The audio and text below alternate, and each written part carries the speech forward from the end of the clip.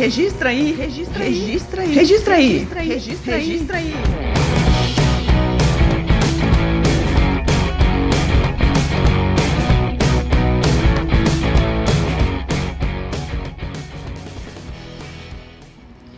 Olá, minha amiga, olá, meu amigo. Bom dia, boa tarde, boa noite para todos vocês. O tema da nossa pergunta é paternidade socioafetiva, especificamente sobre o conteúdo da averbação a ser mencionada à margem do registro. Perguntaram-me: é possível mencionar que a paternidade é socioafetiva no texto da averbação que será mencionada à margem do registro de nascimento? Eu respondo, pessoal, uma breve definição aí de averbação. Averbação, relembrando, vai modificar o conteúdo do registro e não necessariamente o seu conteúdo vai ser mencionado na certidão. Então, existem dois pensamentos, duas correntes em relação ao que pode ser mencionado no texto dessa averbação especificamente do reconhecimento da paternidade socioafetiva. Uma delas, da qual, eu não concordo, é que existe a necessidade de se mencionar que a paternidade, a maternidade é socioafetiva para distinguir da paternidade biológica, porque se eu não tenho, por exemplo, o pai registral que é biológico, para eu incluir o pai socioafetivo, eu preciso fazer essa distinção para que não se pense que esse pai é biológico, tá? Então, quem defende esse posicionamento justifica dessa maneira. Então, pois bem, nós temos primeiro o texto do provimento 63, que não fala de forma expressa como tem que ser o texto da averbação, mas antes do provimento 63, gente, nós temos uma lei expressa, lei federal, que é voltada à inclusão de paternidade no registro de nascimento, ou seja, é lei específica, não tem a menor dúvida a respeito dessa aplicabilidade. É no artigo 5º da Lei 8.560, de 92. Vou ler só o primeiro trechinho dela aqui, que já dá para a gente saber de forma clara a nossa resposta. Olha, no registro de nascimento não se fará qualquer referência à natureza da filiação. Gente, então vamos aqui recordar. No registro de nascimento, professora, não é na averbação, é no registro. Lembrem aqui comigo que o registro inicial, ele compõe sozinho o registro de nascimento apenas antes dele ser modificado, antes de ter qualquer conteúdo à margem do registro. Após a inserção de qualquer conteúdo à margem do registro, eu considero como registro de nascimento o conteúdo inteiro, ou seja, o registro inicial com todos os acréscimos que foram feitos nele.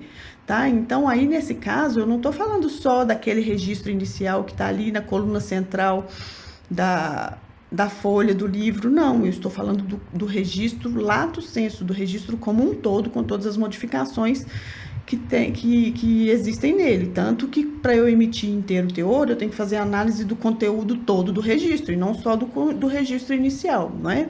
Então, com isso, também no texto da averbação, eu não posso fazer nenhuma referência à origem da filiação. Então, pessoal, vejam só, se eu não posso mencionar lá na averbação de reconhecimento da paternidade biológica do provimento 16, se eu não posso mencionar que eu estou inserindo a paternidade biológica, né, referente a esse registrado, eu também não posso caracterizar a paternidade, a maternidade como socioafetiva. Isso é indicar a origem da filiação, e isso está expressamente proibido por lei. Então, independentemente do tipo, da natureza, da origem da filiação, ela será mencionada no registro sem ser caracterizada. E isso por quê, gente?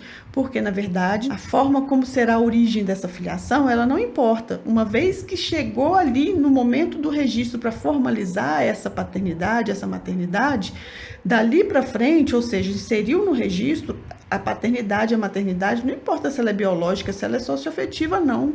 Eles terão os mesmos direitos, as mesmas obrigações e a mesma proibição constitucional de fazer essa caracterização. Ela é discriminatória, tá? Então, tanto a Constituição como o Código Civil proíbe que se